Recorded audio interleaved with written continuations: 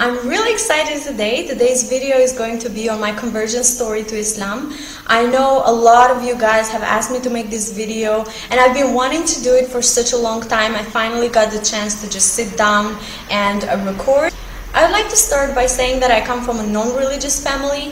My parents do believe in God, but they don't believe in religion, and there's reasons for that. My grandparents went through communism. My parents were born and grew up during communism. My country was one of the most isolated at the time, and religion was banned by constitution. Basically, people have moved away from religion. It doesn't mean that people are not spiritual. So that was the case in my family.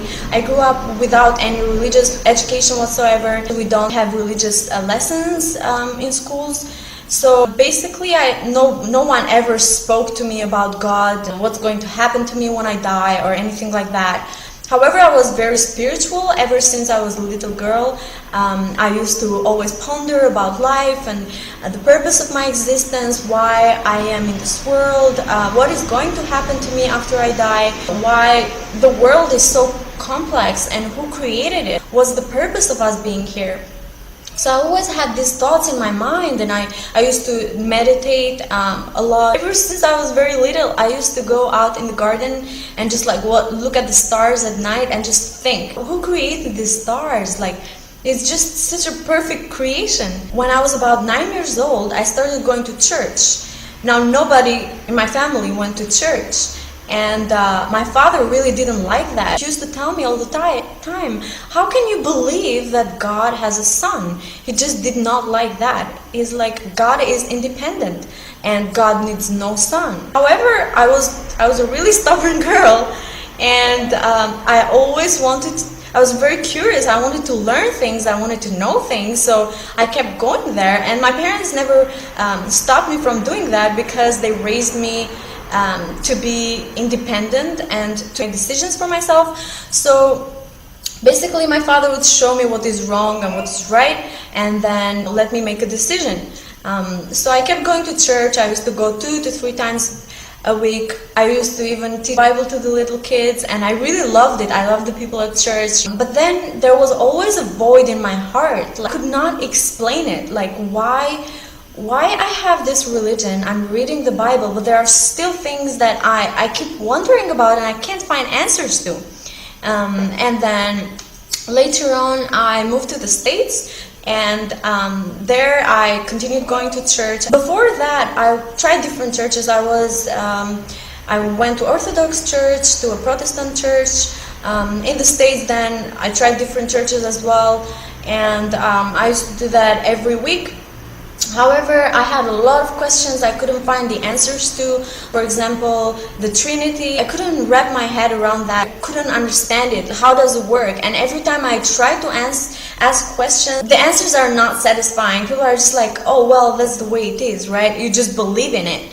However, for me to believe something, it needs to make sense to me. It has to make logical sense, and it has to be something rational. Anyways, I went to the States, made friends from all over the world, and I used to go to parties with them. And I'm seeing all these college kids, they're drinking and they're smoking, all kinds of crazy things, and I felt really, really uncomfortable. Every time they would offer me a drink, I'd be like, no, I don't want it. Well, why don't you want it? Don't you want to have fun? I'm like, well, I can have fun without drinking. I really hated the peer pressure, why people weren't themselves and they were just trying to fit in and live the college life, right? So I felt very uncomfortable in that kind of environment. And then at the same time, I was doing a lot of activities back home. I was on TV, on different shows. I used to do acting. I was an MC for many concerts, and just a lot of places and activities in which I were in the center of the attention. So I was doing the same thing even when I was in the States. I was traveling, and I really loved it. I was getting the things that I always wanted for myself. At the same time, I was going through a lot of struggles. I was just thinking about the people that surrounded me and life in the States, which was very individualistic to me. I see people working all the time and they're running to work. They're just doing things, drinking in the weekends. But But I see that they're not happy, even though they are doing all these things. I'm like, what is the purpose of you working all day long, just barely paying bills? These people are not happy. They go shopping, but they're not happy. I see all these girls, these women trying to always dress up. I'm not saying there's anything wrong about that, because I used to do that. I still do that. If you're doing it because it makes you feel good, I mean, there is no problem about that. But a lot of girls do that so that they feel accepted by their friends or by guys. I was just really like confused. The lack of spirituality, and you know, everybody is on their phones, and there is a big void. Like, I feel like people are so unhappy. There's so many people that are on drugs. Why so many young people are on drugs? So I kept wondering about all these things. At the same time, I kept wondering, why am I unhappy? It happened that there were a lot of Muslim people around campus and my college, so I made friends from work and from school. And one time these girls, Muslim girls, they invited me over to their house it was during Ramadan, and these girls wear a scarf. So I had at the time a very, very negative image of Islam. Because of the media and everything, I had a really bad image of Islam.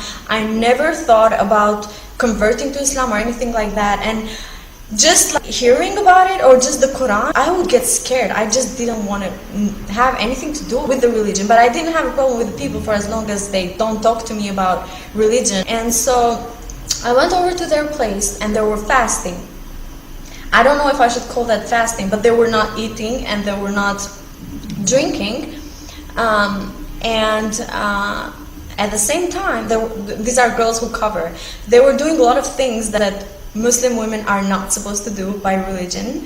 I was really shocked because I had a completely different image of Muslim women. I thought they were conservative, and I was just so shocked. Like, I'm like, why are these women doing these things? Like, is this how Muslim women actually are? So I just go home, and that's like the first part. I wanted to know what Islam is all about, what these women are all about, because I hear in the media that they're very conservative, and I went home and I researched it, and I was like, this is so much hypocrisy that I couldn't even swallow it. And that's how I got exposed to Islam. I did not know at the time that all it takes for someone to be a Muslim or to be called a Muslim is for them to declare that there is no God but God, and Muhammad, peace be upon him, is his prophet, believe in the angels and the holy books. But I didn't know that there are a lot of Muslim people who do things that are completely against religion. And then I went back home for an internship. I was wondering how I can grow spiritually and how I can become a better person, how I can understand this world, and how I can find answers to all these questions I have, how I can fill this void I have in my heart.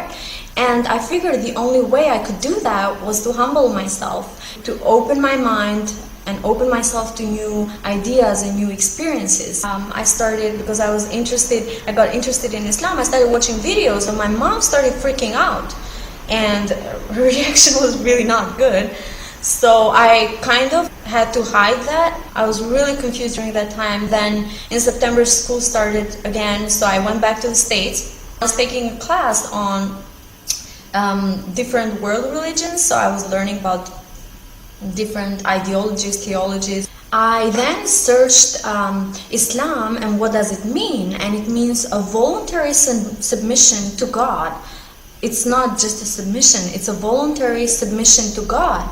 And I was wondering, why do people submit to God, or why should people submit to God? I kept pondering. I'm like, everybody is following something, everybody is worshipping something, everybody is submitting something to something, whether it be money, whether it be fame, whether it be a religion, whether it be drugs or alcohol. Everybody is submitting to something. So I said, then why not submit to something that is worth submitting to?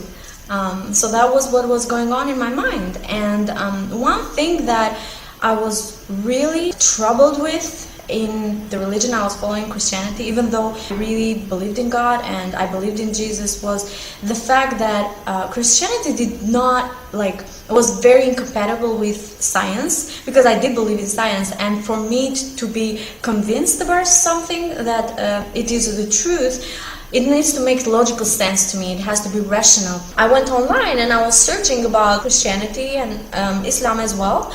And then I was just blown away because I found verses of the Quran that were obviously revealed 1400 years ago, and one that later proved in the 19th century. And I was, wow, this is mind-blowing to me. I went and I researched Quran. It was the very first time that I wanted to play Quran. I don't know why, but I was always scared to even listen to it. That's how powerfully media impacted my thinking. Anyways, I just YouTube in the Quran. I played the first chapter, Surah Al-Fatiha.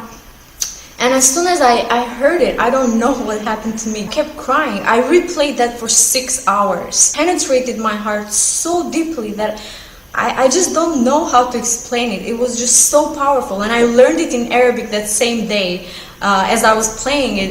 I don't know, I was just so impacted by it. Like, I couldn't stop crying. And then I said, there is no reason for me not to believe in this. I already believed in Christianity, and one of the wonderful things about Islam was that I didn't have to give up Christianity. I still believe in Jesus, but I just believe that he's a prophet. I went to the restroom, I washed my face, and then I ran to my friend and I said, I want to become a Muslim. She's a Muslim girl. I said, I want to become a Muslim. I want to say my Shahada. Can I say my Shahada? That was like the most wonderful thing that ever happened to me. And then after that has been a really long journey, a beautiful journey, but at the same time very challenging. It's not easy to be a Muslim convert living in the West. But that's a completely different story. Perhaps I will share with you another time. I hope you really liked this video and enjoyed it. If you did, please subscribe to this channel, like this video, share it with your friends, and keep an eye for my next videos.